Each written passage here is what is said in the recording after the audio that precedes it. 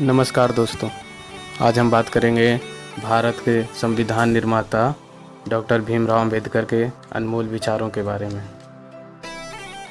Doctor Bhimrao Ambedkar कहते थे, शिक्षित बनो, संगठित रहो, संघर्ष करो।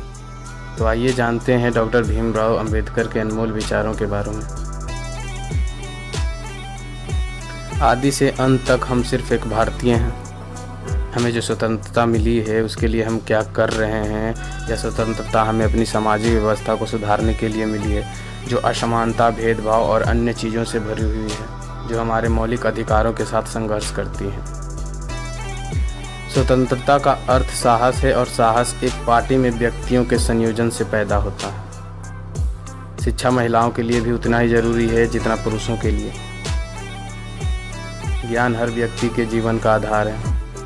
पुरुष नच्छर है तो विचार हैं।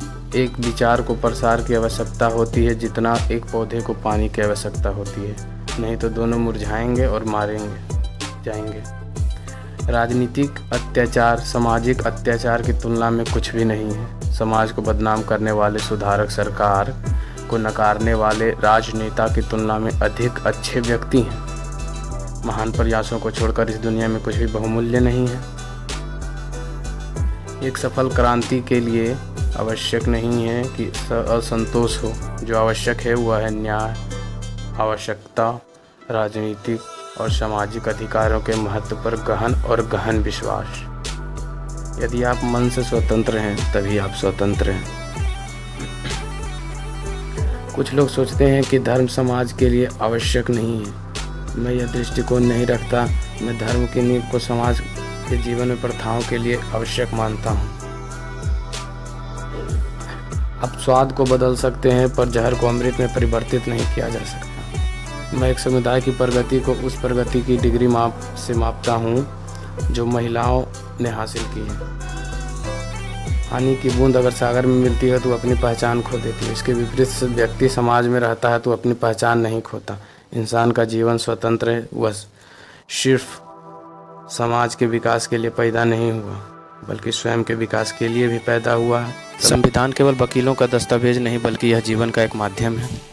अगर मुझे लगा कि मेरे द्वारा बनाए गए संविधानों का दुरुपयोग किया जा रहा है तो सबसे पहले मैं इस संविधान को जलाऊंगा। यदि हम आधुनिक विकसित भारत चाहते हैं तो हमें सभी धर्मों को एक होना पड़ेगा। एक इतिहासकार सटीक, ईमानदार और निष्पक्ष होना चाहिए।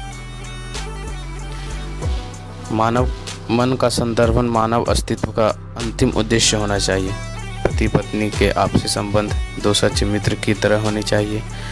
जो झुक सकता है वो झुका भी सकता है। जो धर्म स्वतंत्रता, समानता और भेदभाव सिखाता है वही सच्चा धर्म है। संवैधानिक स्वतंत्रता का कोई अर्थ नहीं जब आप सामाजिक स्वतंत्रता प्राप्त नहीं कर लेते। अच्छा दिखने के लिए नहीं बल्कि अच्छा बनने के लिए जियो। जीवन लंबा होने के बजाय महान होना चाहिए।